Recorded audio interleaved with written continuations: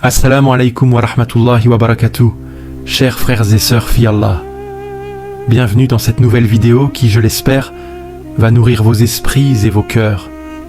La question que nous allons aborder aujourd'hui est essentielle pour tout musulman qui souhaite approfondir sa compréhension de l'histoire des prophètes.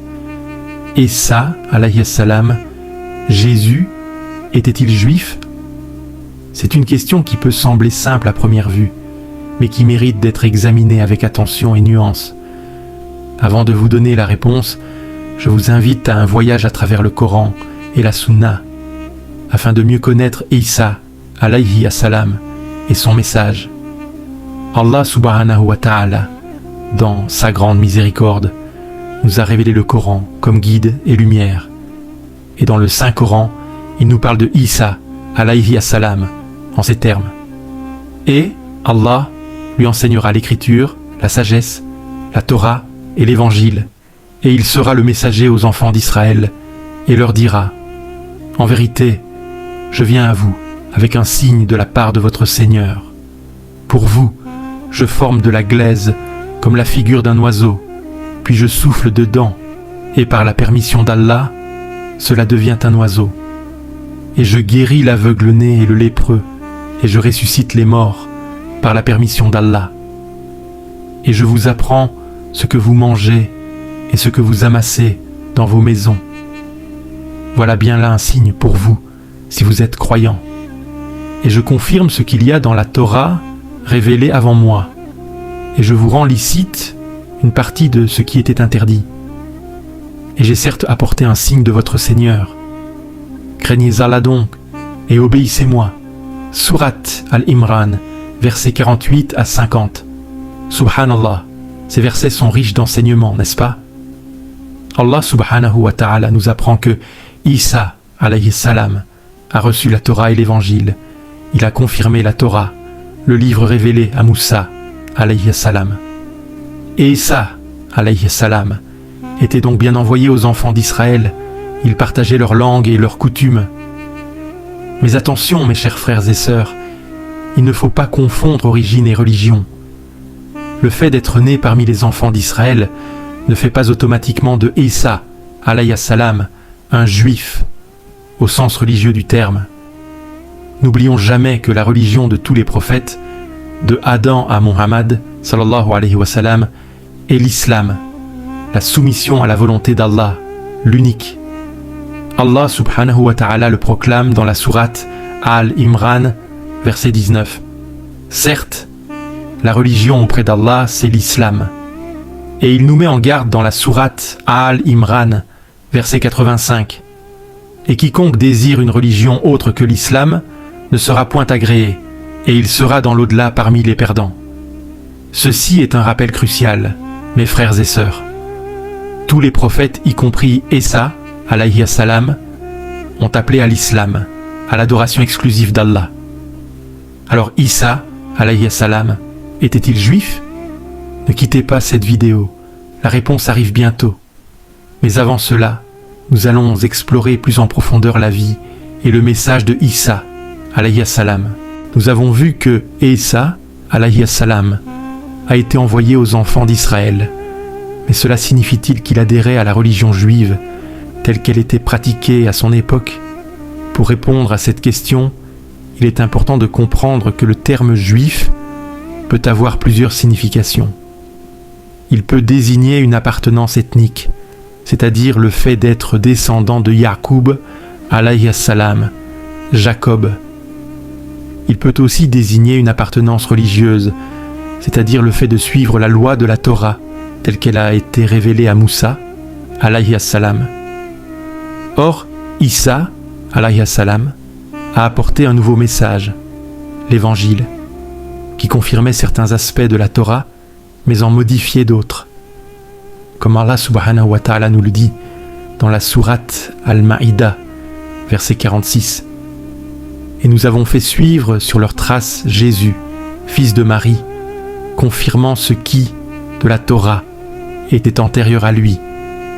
Et nous lui avons donné l'Évangile, où il y a guide et lumière, confirmant ce qui, de la Torah, était antérieur à lui, et un guide et une exhortation pour les pieux.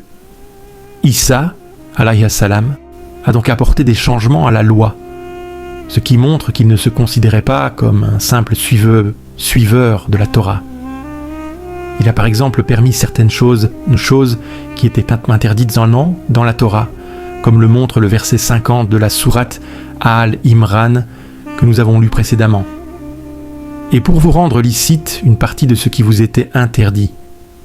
De plus, Isa, alayhi salam, a clairement affirmé son identité de prophète musulman, c'est-à-dire soumis à la volonté d'Allah.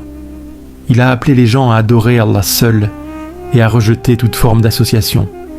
Son message était donc en parfaite harmonie avec celui des autres prophètes, comme Ibrahim alayhi salam, dont Allah subhanahu wa ta'ala dit dans la sourate Al-Imran, verset 67.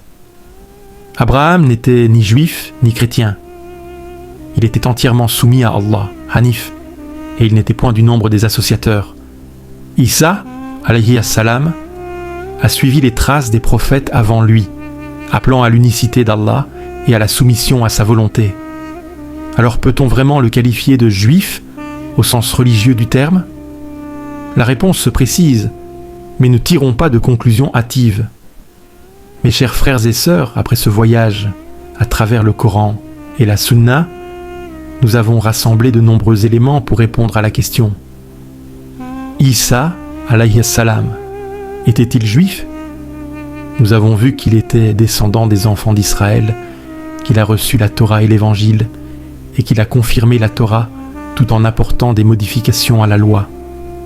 Nous avons également vu que Isa, alayhi salam, était un prophète musulman, appelant à l'unicité d'Allah et à la soumission à sa volonté, à l'instar de tous les prophètes avant lui. Alors quelle est la réponse ? Pour la comprendre pleinement, nous devons nous appuyer sur les paroles des savants qui ont étudié en profondeur cette question. Ibn Kathir, rahimahullah, nous dit dans son tafsir: Isa, alayhi salam, a suivi la Torah et l'Évangile. La Torah est le livre qu'Allah a révélé à Moussa ibn Imran, et l'Évangile est le livre qu'Allah a révélé à Isa, alayhi salam. Isa, alayhi salam, les a suivis tous les deux. Tafsir Ibn Kathir 2.44. Ibn Kathir, rahimahullah, ajoute également: confirmer la Torah signifie la suivre, ne pas aller à l'encontre de ce qu'elle contient, sauf en quelques points où il a expliqué aux enfants d'Israël ce sur quoi ils divergeaient. Comme Allah nous le dit que le Messie, alayhi salam, a dit aux enfants d'Israël: et pour vous rendre licite une partie de ce qui vous était interdit. Par conséquent, l'opinion la plus solide parmi les savants est que l'Évangile a abrogé certaines des règles de la Torah. Tafsir Ibn Kathir 326.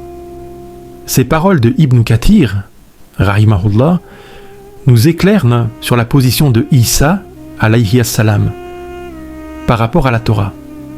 Il la suivait et la confirmait, mais il a également apporté des modifications à certaines de ces règles. Shaykh al-Islam Ibn Taymiyyah, rahimahullah, nous rappelle que Isa, alayhi salam, parlait la langue des enfants d'Israël, l'hébreu, et qu'il pratiquait la circoncision comme eux. Al-Jawab al-Sahih, Liman Badda al-Din al-Masih, 2.480-14. Ces éléments nous montrent que Isa, alayhi salam, partageait certains aspects culturels et religieux avec les enfants d'Israël de son époque. Cependant, il est important de noter que le terme juif est aujourd'hui associé à une religion spécifique, qui a évolué après Isa, alayhi salam. Il est donc plus juste de dire que Isa, alayhi salam, était un prophète envoyé aux enfants d'Israël, plutôt que de le qualifier de juif.